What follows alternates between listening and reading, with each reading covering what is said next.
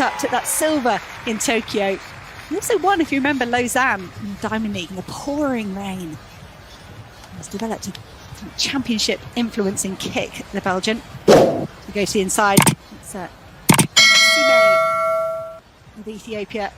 Kai Robinson's just has set an Australian 10k record. Could he challenge Craig Mottram's 5k record today? It's a Biniam Mahari hidden in that second group as well. Almgren, of course, the European record holder from Stockholm Diamond League last year. There are a set of pace lights for him as well.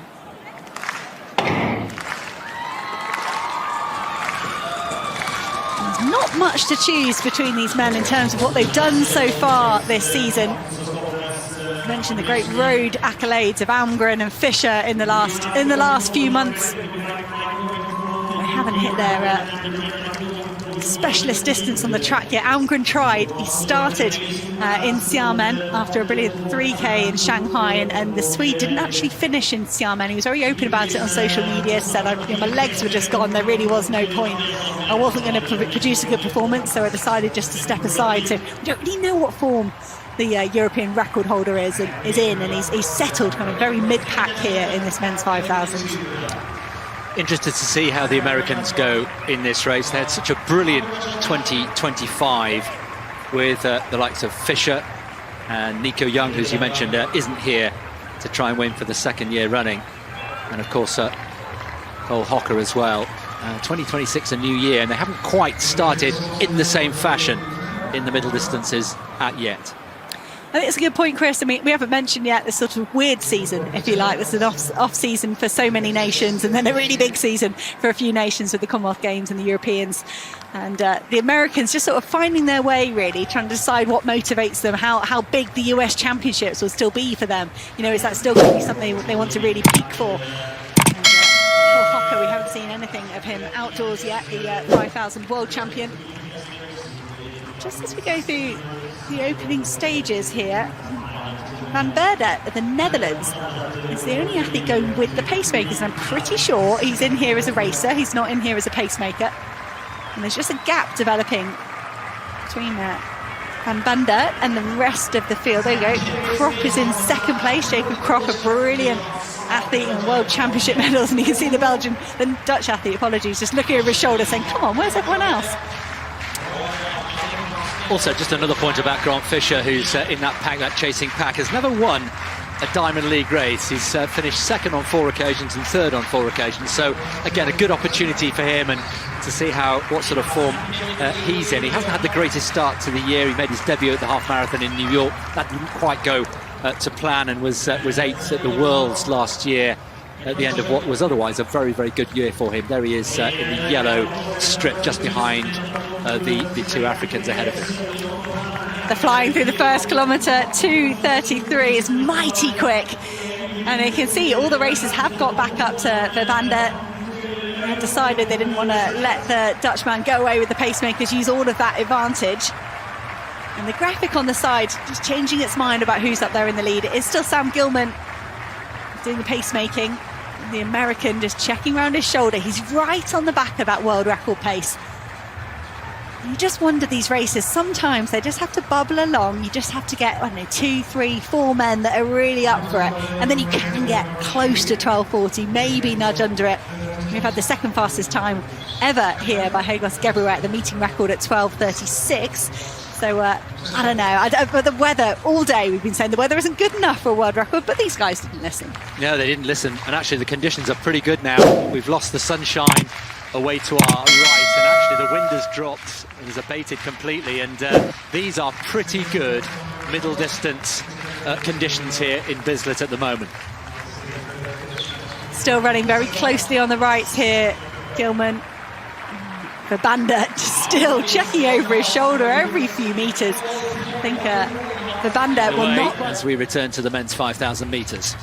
So through 2 kilometres in 5:09, 5:07 is technically world record pace, and they have let those lights go now. Sam Gilman checking over his shoulder. As with Margot Appleton in the women's 3,000, doing a really good job of reading the field, just dropping back and drawing them back in. We still do have Jacob Krop in second place out of the racers. Belu hanging in there, and Yehune, the third of the Adidas athletes there, all one behind each other. Yehune was brilliant in Rome, a very, very well-timed sprint to take the win. So Yehune is positioned perfectly. Grant Fisher just tucked him. He's just been overtaken by Graham Blank, so I would love to see what the response is when it's someone from your own nation overtaking you. You might turn a blind eye if it was someone else, but you always notice when it's a teammate. Still feel very sorry for Graham Blanks, who did a brilliant season in 25, ran 12:48 and still didn't make the US team for the Tokyo World Champs. He is just alongside Grant Fisher. Second kilometre, by the way, went through 2K in 5:09, so just outside the required pace. And I was reading that the main lights are meant to be on world record pace. The red lights here, they were billed as being on European world lead pace. It was meant to be white lights on European record pace, yes. But I can't see any white lights, so I can only assume these second lights are the European record pace, because they haven't slipped so far off the world record pace, and that's relevant mostly for Andreas Almgren, who looks fine. He's tucked there in the middle of the pack. There we go. Sam Gilman has done a fantastic job. 7.5 minutes on the clock, and the American steps aside.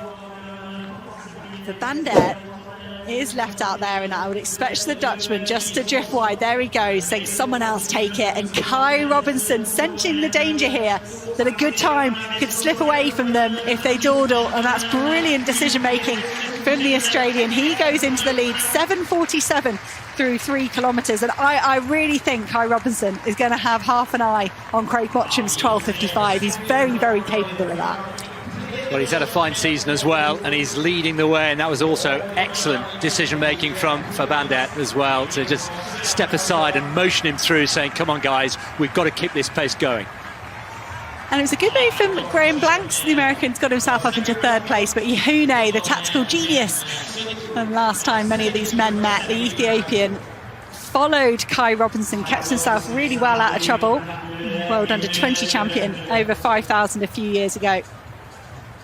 It was a 5,000 in Xiamen, won that with a well-timed sprint, so he looks like he's fancying his chances. And Biniam Mahari just getting himself ahead of Grant Fisher and Andreas Almgren as well.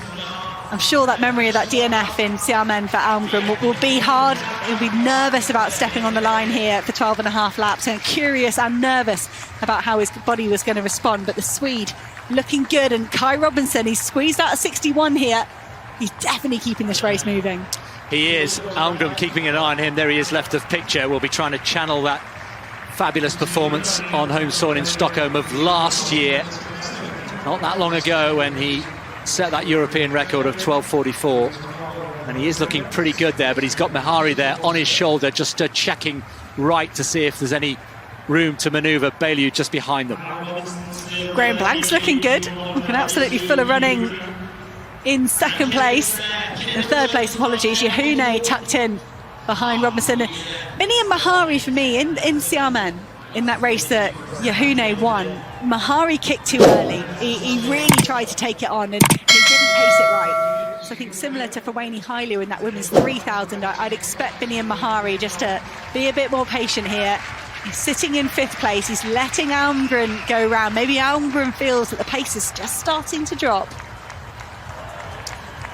Just one or two of the names to mention who are struggling off the back. Isaac Kamili, you mentioned earlier on, and Dominic Lobalu as well. These are really world-class athletes, and they're really struggling to stay with this pace. Way off that group. There is Lobalu just coming into vision now.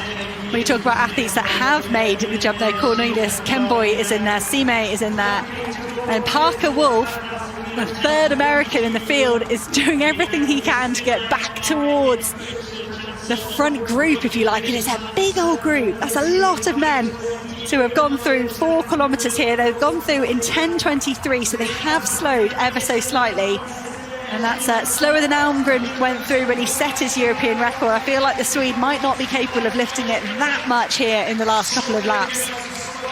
Still looks good, doesn't he, though? Looking at his facial expression, he's got blanks just ahead of him, all looking up at the screen anxiously. They're going to see Sondre Thompson as they look up at the moment, because it's the pole vault being shown, but there's some really talented guys in there, still all jostling for position, and most of them looking really fresh indeed in this final kilometre. Adisa Yehune has gone into the lead, and I think that will be a response to the big group that went through 2 laps to go. Yes, you want to be patient, you want to kick on your own terms, but you don't want to get chewed up by the pack. Kai Robinson is going to have a tricky lap here, the Australian. He led for so many laps, and it's really important. How do you respond at this moment when 1, 2, 3, 4 athletes go past you? Mahari tracking Almgren is looking very, very good for me, but as is Graham Blanks, the lead American at the moment. Grant Fisher still in that group as well, coming wide as they approach the bell. Almgren there in 3rd place. This is going to be a tasty last lap. 11.52, 11.53 or so through the bell, led by Adisa Yehune, the World Under-20 champion in 2022, the Xiamen Diamond League champion in 12.57. He's flying down the back straight here. Graham Blanks had a wonderful collegiate career, won so many races with big finishes. He's done that in the professional stages as well. Almgren, the Swede, in 3rd place, the European record holder, looks absolutely locked in. Laser focus from Almgren, he sweeps past Blanks. It's all to play for here in the closing stages of the men's 5,000 metres. Belu of Bahrain is challenging Almgren for 2nd place. Yehune is kicked. He looks down at his legs, willing them on. He's gone to the arms. Yehune trying to hold off Belu in the closing stages. It's a frantic sprint for the line, and it goes to Yehune of Ethiopia, a new world lead, 12.47.62. The rest of the field piling across in season's best, probably a lifetime best for Parker Wolf, and I think that could be an Australian record for Kai Robinson there in 8th. The level of men's 5,000 metre running has gone through the roof. To have that many men underneath 13 minutes, it's no longer good enough to just be quick. You have to be tactically perfect as well. And Yehune, he was perfect in Xiamen and wonderful here tonight. Well, it was quite the finish, wasn't it? Belu finished really strongly and pushed him all the way. Almgren, I suspect, given what happened in the previous race, will be delighted with 3rd place. And then the Americans, and, well, goodness me, Parker Wolf leading that trio of Americans of Fisher and Blanks, 4, 5 and 6. Again, a really good showing there, a lifetime best for Wolf.